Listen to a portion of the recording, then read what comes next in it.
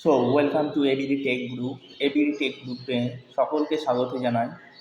তো আজকে যে জিনিসটা তোমরা শিখতে চলেছো সেই জিনিসটা তো আমার বলার কোনো প্রয়োজন নাই। তোমরা স্ক্রিনে হতে বা দেখতে পাচ্ছ অথবা ডিসক্রিপশান অথবা থাম্বনেল দেখে তোমরা বুঝে নিয়েছো যে আজকে কী নিয়ে আলোচনা করব অথবা কী তোমাদের দেখাতে চলেছি। তো তোমাদের যে জিনিসটা বলা প্রয়োজন সেই জিনিসটা হচ্ছে যে তোমরা ভিডিও লাইক এবং সাবস্ক্রাইব করে দেবে যদি ভিডিওটা ভালো লেগে থাকে।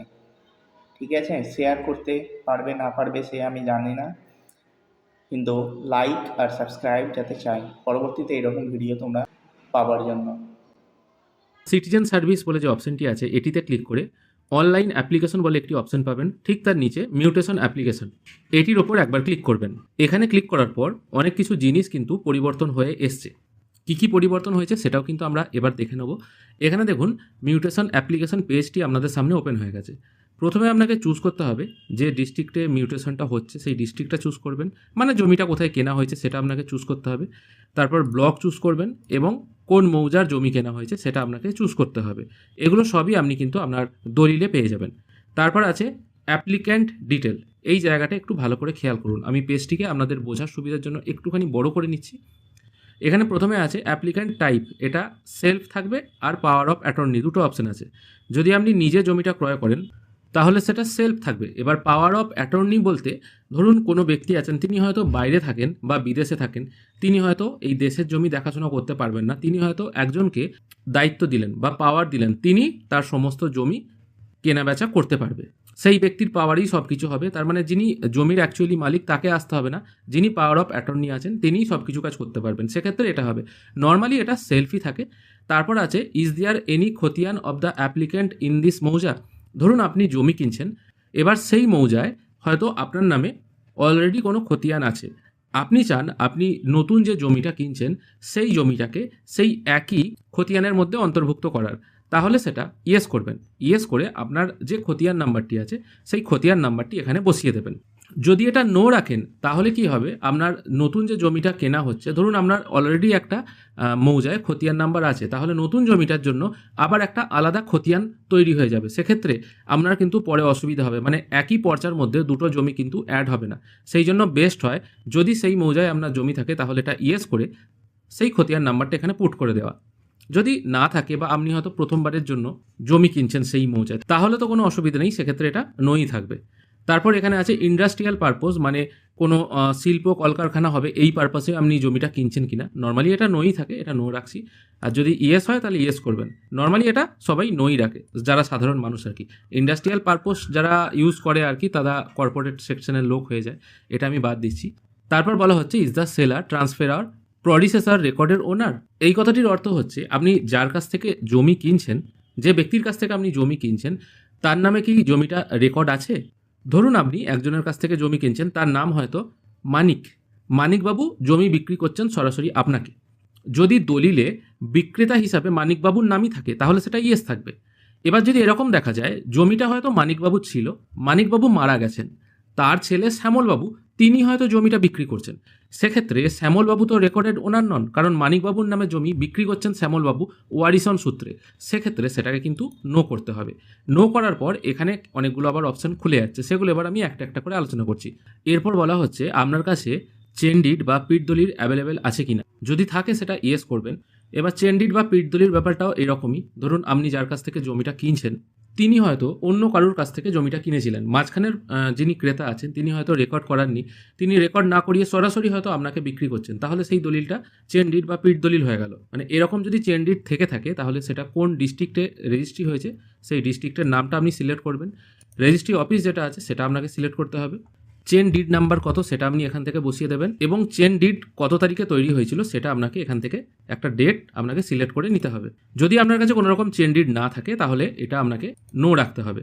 এরপর যিনি অ্যাপ্লাই করছেন মানে যিনি ক্রেতা আছেন তার ফার্স্ট নেম লাস্ট নেম এখানে বসাবেন, তার হাজব্যান্ড নেম কিংবা ফাদার্স নেম যদি থাকে সেটা এখানে বসিয়ে দিতে হবে। অ্যাড্রেসের জায়গায় অ্যাড্রেসটা পুরোটা পুট করে দেবেন। তারপর এখানে বলা হচ্ছে কি টাইপের ট্রান্সফার হচ্ছে, মানে জমিটা কিভাবে আসছে। যদি বিক্রি হয় মানে আপনি কিনেছেন, টাকার বিনিময়ে আপনি কিনেছেন, তাহলে সেটা সেল সিলেক্ট করবেন। যদি আপনাকে কেউ গিফট দেয় বা দানপত্র করে তাহলে দানপত্র হিসেবে গিফট সিলেক্ট করবেন। সেক্ষেত্রে আপনাকে কিন্তু রেজিস্টার যে ডিড আছে সেটা আপলোড করতে হবে, সেটা কিন্তু আমি পরে আলোচনা করছি। আর যদি সেল হয়ে থাকে তাহলেও কিন্তু আপনাকে রেজিস্টার ডিড আপলোড করতে হবে। উইল হিসাবে আপনি যদি পেয়ে থাকেন তাহলে উইলটা আপনাকে আপলোড করতে হবে। যদি এক্সচেঞ্জ হয় তাহলে মানে বিনিময়ের মাধ্যমে আপনি জমিটা পাচ্ছেন, সেটা হলেও আপনাকে কিন্তু রেজিস্টার ডিড আপলোড করতে হবে। আর আদার্স বলে একটা অপশন আছে। আদার্স বলতে ধরুন কোনো একটা সম্পত্তি নিয়ে কোনো প্রকার মামলা চলছিল, কোর্ট রায় দিয়েছে বা কোনো জায়গা থেকে রায় এসে আপনি সেই জমিটা পাবেন, কোর্টের যে কাগজ আছে বা জাজমেন্টের যে কাগজ আছে সেটা আপনাকে আপলোড করতে হবে। এটা নর্মালি সেলই থাকে, সেই জন্য আমি এটা সেল রাখছি। তারপর এখান থেকে ডিস্ট্রিক্ট সিলেক্ট করবেন, কোথায় জমিটা রেজিস্ট্রেশন প্রসেসটা হয়েছে বা রেজিস্ট্রি অফিস যেটা আছে সেটা কিন্তু আপনি দলিলেই পেয়ে যাবেন। দলিলে দেখবেন স্ট্যাম্প দেওয়া থাকে, সেই যেখানে স্ট্যাম্প থাকে না সেখানেই কিন্তু আপনি রেজিস্ট্রি অফিসের নামটা পেয়ে যাবেন। তারপর জমির যে ডিড নাম্বার আছে ডিড নাম্বারটা বসাবেন। ডিড নাম্বার সাধারণত থাকে যে জমির যে কোর্ট পেপারে যে লেখা হয়, দলিলের যে প্রথম পাতা থাকে, প্রথম পাতায় একদম ডান দিকে কোণের দিকে ডিড নাম্বার লেখা থাকে, সেই ডিড নাম্বারটা আপনি এখান থেকে পুট করে দেবেন। ডিড নাম্বার পুট করার সঙ্গে সঙ্গে দেখতে পাচ্ছেন আগে 3টে জিরো চলে এলো, এগুলো কিন্তু অটোমেটিক আসবে। তারপর সেই ডিড নাম্বারটা কবে রেডি হয়েছে সেটাও আপনি দলিলেতেই পেয়ে যাবেন। দলিলে যে ডেটটা লেখা থাকে স্ট্যাম্প দিয়ে, সেই ডেটটা আপনি এখানে বসিয়ে দেবেন। তারপর পেজটিকে স্ক্রোল করে আরেকটু নিচের দিকে এলে বায়ারের ডিটেল এখানে চলে আসবে, মানে যিনি জমি কিনছে তার নামগুলো সব এখানে ফিল হয়ে যাবে। এই নামগুলো এখন ফাঁকা দেখাচ্ছে, যখনই আপনি ওপরে এখানে নাম ফিল করবেন অটোমেটিক সেই নামগুলো কিন্তু নিচের দিকে চলে আসবে। আমি এখানে কিছু কিছু নাম ফিল করছি, আপনারা তাহলে খেয়াল করে দেখবেন সব নামগুলো কিন্তু অটোমেটিক নিচের দিকে চলে এসছে। খেয়াল করে দেখুন ওপরে আমি যা টাইপ করলাম সব কিন্তু নিচে চলে এলো। তারপর এখান থেকে আপনার কাস্ট সিলেক্ট করবেন, আপনার জেন্ডার সিলেক্ট করবেন, আপনার ধর্ম কী আছে সেটা আপনি এখান থেকে সিলেক্ট করবেন। আধার নাম্বার ম্যান্ডেটারি নয়, না দিলেও চলবে, তবে যেহেতু আধার নাম্বার এখানে অপশন আছে তাই এখানে দিয়ে দেওয়া ভালো, কারণ রিসেন্টলি শোনা যাচ্ছে দলিলের সঙ্গে নাকি আধার নাম্বার লিঙ্ক হচ্ছে। সেক্ষেত্রে যদি আধার নাম্বারটা দিয়ে দেন তাহলে কিন্তু ভবিষ্যতে আপনার অনেকটা সুবিধা হতে পারে। তারপর এখানে ফোন নাম্বার দেবেন, যেটা আধারের সঙ্গে লিঙ্ক আছে বা ব্যাংকের সাথে লিঙ্ক আছে, সেই ফোন নাম্বারটাই এখানে দেবেন। তারপর এখানে একটা ওটিপি চলে আসবে। একই রকমভাবে আপনার ইমেল আইডিটা পুট করবেন এবং ইমেলেও সঙ্গে সঙ্গে একটা ওটিপি চলে আসবে। সব কিছু ডিটেল ফিল হয়ে যাওয়ার পর আপনাকে চলে আসতে হবে পার্টিকুলার অফ ট্রান্সফেরর, এই অপশানটা আপনি পেয়ে যাবেন ওপরের দিকে। এটির উপর একবার ক্লিক করবেন।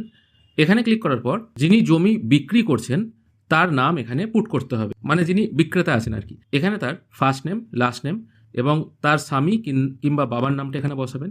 তারপর তার অ্যাড্রেস কী আছে এখানে বসিয়ে দেবেন।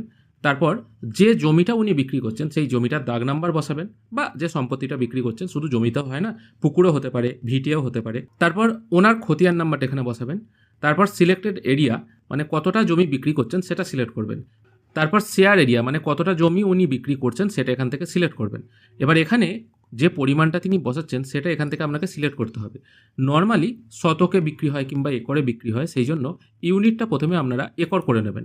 তারপর শেয়ার এরিয়ার ঘরে ধরুন 2 শতক বিক্রি করছেন, এখানে শুধু কিন্তু 2 টাইপ করে দিলে হবে না। 2 শতক বলতে যখন যেহেতু এটা একর করা আছে 0.02 এটা সিলেক্ট করতে হবে। 0.02 একর মানে হচ্ছে 2 শতক। যদি 20 শতক হয় তাহলে হবে 0.20। এরপর আপনাকে পুট করতে হবে ল্যান্ড ক্লাসিফিকেশান ডিড ওয়াইজ, মানে দলিলে যে টাইপের সম্পত্তি আপনি কিনছেন লেখা আছে, শালি কি বাস্তু কি ভিটে, সেটাই আপনাকে এখানে সিলেক্ট করতে হবে। সেটা আপনি দলিলে পেয়ে যাবেন। ধরুন কেউ হয়তো জমি কিনছে, সেক্ষেত্রে এটা শালি হবে। তারপর মিউটেশনটা কী পারপোজে হচ্ছে, যেহেতু শালি হচ্ছে এটা স্বাভাবিকভাবে এটা এগ্রিকালচার হবে। তারপর এখানে ফোন নাম্বারটা পুট করে দেবেন। সব কিছু ডিটেল এখানে ফিল হয়ে যাওয়ার পর অ্যাড করবেন। অ্যাড করার সঙ্গে সঙ্গে সমস্ত ডিটেল কিন্তু এখানে চলে এলো। এটাকে জাস্ট আমি ওকে করে দিচ্ছি। যদি মনে হয় কিছু ভুল আছে তাহলে অপারেশন অপশানে এসে ডিলিট বাটন প্রেস করলে কিন্তু এগুলো ডিলিট হয়ে যাবে, আবার আপনি নতুন করে দিতে পারবেন। এখানেও কিন্তু সব কিছু কাজ হয়ে গেল। এবার যদি আপনার মনে হয় অনেক বিক্রেতা আছে, সেক্ষেত্রে আপনাকে সবার নাম এখানে আলাদা আলাদা করে দিতে হবে। আমি আর একটা দিয়ে দেখাচ্ছি। দেখুন প্লট নাম্বারটা তো নিশ্চয়ই একই থাকবে, কারণ একই জমি অনেক বিক্রেতার নামে আছে, সেই জন্য প্লট নাম্বার একই রাখছি। এবার সেই বিক্রেতার আলাদা যদি খতিয়ান থাকে সেই খতিয়ান নাম্বারটা এখানে বসাবেন। তারপর উনি ওনার ভাগ থেকে কতটা পরিমাণ দিচ্ছেন সেটা এখানে সিলেক্ট করবেন।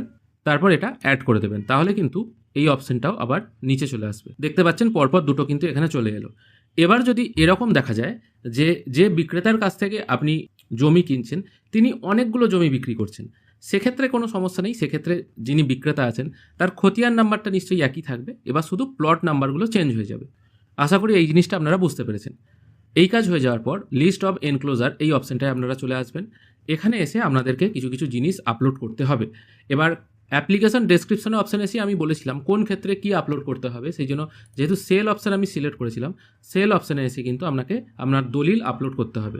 যেহেতু এটা সেল করা আছে সেই জন্য লিস্ট অফ এনক্লোজারে এসে আপনার রেজিস্ট্রিকৃত দলিল সেটা এখানে আপলোড করবেন পিডিএফ ফাইলে 2 MBর মধ্যে। এবার আপনাদের বক্তব্য হবে 2 MB কী করে হবে, কারণ একটা দলিলে অনেক পাতা থাকে, 2 MBতে ধরানো কখনো সম্ভব নয়। তাই আপনাদের এক্ষেত্রে বলবো আপনারা যখন স্ক্যান করবেন ব্ল্যাক অ্যান্ড হোয়াইট মোডে স্ক্যান করবেন, তাহলে ফাইলের সাইজ অনেকটা ছোট হয় আর রেজুলেশন একটু কম রেখে স্ক্যান করবেন। তাতেও যদি 2 MBর মধ্যে না ধরে তাহলে আপনারা দলিলের যেখানে ক্রেতা বিক্রেতার অংশ আছে সেই জায়গাটা স্ক্যান করবেন এবং দলিলের যে তফসিল অংশ আছে, তফসিল অংশ বলতে যে দাগ নাম্বার খতিয়ান নাম্বারগুলো বিক্রি হচ্ছে সেগুলো লেখা আছে যে জায়গাটায়, সেই অংশটুকু স্ক্যান করে আপলোড করে দেবেন। বাদবাকি অংশ দেখুন 2 MBর মধ্যে ধরানো কখনোই সম্ভব নয়, সামান্য 3-4টে পাতাতেই 2 MB হয়ে যায়। তাও বলবো একটু রেজুলেশন কম রেখে যদি স্ক্যানটা করেন তাহলে কিন্তু ভালো হবে। এবার বাদবাকি অপশানগুলো আপনারা যদি মনে করেন দেবেন সেটাও দিতে পারেন, কোনো অসুবিধা নেই, কিন্তু যেহেতু ওখানে একটা জিনিসই ম্যান্ডেটারি সেক্ষেত্রে এটা আপলোড করতে হবে। বাদবাকি অপশানগুলো আপনারা ক্লিক করে দেখে নিতে পারেন কোন ক্ষেত্রে কোন জিনিসটা আপলোড করতে হতে পারে। তারপর এখানে যে ক্যাপচাটা আছে ক্যাপচাটা ফিল করে সাবমিট করবেন। দেখুন সাবমিট হয়ে গেছে। এবার যেহেতু এটা আপনাদের দেখানোর জন্য করছিলাম সেই জন্য এখানে দেখাচ্ছে যে এই দাগ নাম্বারের কোনো রেকর্ড নেই। এবার আপনাদের ক্ষেত্রে কিন্তু এটা হবে না, আপনাদের ক্ষেত্রে তাও কিন্তু এখানে দেখুন একটা অ্যাপ্লিকেশন নাম্বার জেনারেট হয়েছে MUTE দিয়ে, ঠিক আছে, এটাকে জাস্ট আমি ওকে করে দিচ্ছি। এবার এখানে আরেকটা কথা বলেছি, যারা জমি কিনছেন মানে শালি জমি, চাষযোগ্য জমি, সেক্ষেত্রে কিন্তু আপনাদের কোনো রকম মিউটেশন ফি দিতে হবে না। চাষযোগ্য জমি বাদে বাস্তু, বাগান বা অন্য ভিটি যে টাইপের জমি আপনি কিনুন না কেন সেখানে কিন্তু একটা মিউটেশন ফি আপনাকে দিতে হয়। সেক্ষেত্রে ওকে করার পর আপনাকে কিন্তু পে মিউটেশন ফি বলে একটা অপশন আছে, সেখানে গিয়ে গ্রিপ পেমেন্টস থেকে আপনাকে মিউটেশন ফি পেমেন্ট করতে হবে এবং আপনি ওখান থেকেই কিন্তু রসিদ জেনারেট করতে পারবেন। এখানে সব কিছু হয়ে যাওয়ার পর ডাউনলোড অ্যাপ্লিকেশন বলে একটা অপশন আছে, এটির ওপর ক্লিক করবেন। এখানে ক্লিক করার সঙ্গে সঙ্গে আপনাদের সামনে যে অ্যাপ্লাইটা করলেন সেটার একটা ফর্ম জেনারেট হবে এবং সেই সঙ্গে ডিক্লিয়ারেশন ফর্মটাও আপনারা এখান থেকে ডাউনলোড করে নিতে পারবেন। আমি এখান থেকে দুটোই ডাউনলোড করে দেখাচ্ছি। এটা হলো ডিক্লিয়ারেশন ফর্ম, যেটা দেখতে অনেকটা এরকম হয়, দেখতে পাচ্ছেন এটা হলো ডিক্লিয়ারেশন ফর্ম। এখানে যিনি অ্যাপ্লাই করছেন বা যিনি ক্রেতা আছেন তাকে এখানে সই করতে হবে এবং ডাউনলোড অ্যাপ্লিকেশন এই অপশানটায় ক্লিক করলে এখন অ্যাপ্লিকেশনটা ডাউনলোড হচ্ছে না, কারণ যেহেতু আমার দাগ খতিয়ান নাম্বারগুলো একটু মিসম্যাচ হয়েছে দেওয়া, সেই জন্য হয়তো এটা ডাউনলোড হচ্ছে না। এখানে এবার কাজ তো মিটে গেল। এরপর কি করতে হবে, আপনাকে কেস নাম্বার ডাউনলোড করতে হবে বা জেনারেট করতে হবে। কেস নাম্বারের জন্য আপনি কি করে কেস নাম্বার পাবেন, সেই জন্য সরাসরি আপনি সিটিজেন সার্ভিস অপশানে চলে আসবেন, তারপর অনলাইন সার্ভিস স্ট্যাটাস থার্ড অপশানে চলে আসবেন। তার শেষের আগের অপশান হচ্ছে মিউটেশন প্লট খতিয়ান স্ট্যাটাস, এটার ওপর একবার ক্লিক করবেন। এখানে ক্লিক করার সঙ্গে সঙ্গে আবার একটি নতুন উইন্ডো ওপেন হবে। এখানে আপনার ডিস্ট্রিক্ট, ব্লক এবং মৌজা নাম্বার সিলেক্ট করবেন, তারপর প্লট নাম্বার এখানে দিয়ে ক্যাপচা পুট করে সাবমিট করলেই আপনি দেখতে পাবেন আপনার নামে যেটা মানে মিউটেশন করেছেন সেখানে কোনো রকম কেস নাম্বার জেনারেট হয়েছে কিনা। যদি জেনারেট হয়ে যায় সেখান থেকে কিন্তু আপনারা পিডিএফটা ডাউনলোড করে নিতে পারবেন। আশা করি আপনাদেরকে বোঝাতে পারলাম কী করে আপনারা নতুন বাংলার ভূমি ওয়েবসাইট থেকে মিউটেশন অনলাইনে অ্যাপ্লাই করবেন। প্রসেসটা একটু বড় এবং জটিল এবং অবশ্যই জিনিসগুলো অ্যাপ্লাই করার সময় একটু দেখে শুনে অ্যাপ্লাই করবেন, কারণ ভুল হয়ে গেলে আবার আপনাকে নতুন করে করতে হতে পারে। শালি জমির ক্ষেত্রে তো কোনো রকম অসুবিধা নেই, কিন্তু যদি সেটা বাস্তু হয় বা অন্য কোনো জমি হয় মানে যেটা আপনাকে ফিস পেমেন্ট করতে হবে, সেটা যদি ভুল হয় বা রিজেক্ট করে দেয় সেক্ষেত্রে কিন্তু আপনাকে বারবার পেমেন্ট করতে হতে পারে, কারণ সেই পেমেন্ট যদি ফেল হয় এবং সেটাতে যদি কোনো রকম কাজ না হয় সেই পেমেন্ট কিন্তু আপনি কোনোভাবেই ফেরত পাবেন না। ভিডিও সম্পর্কিত কোনো রকম প্রশ্ন থাকলে আপনারা অবশ্যই কমেন্টে জানাতে পারেন, আমি চেষ্টা করব সেই সম্পর্কিত যদি কোনো উত্তর থাকে আপনাদের দিয়ে সাহায্য করার। ভিডিও দেখার জন্য অসংখ্য ধন্যবাদ, ভালো থাকবেন।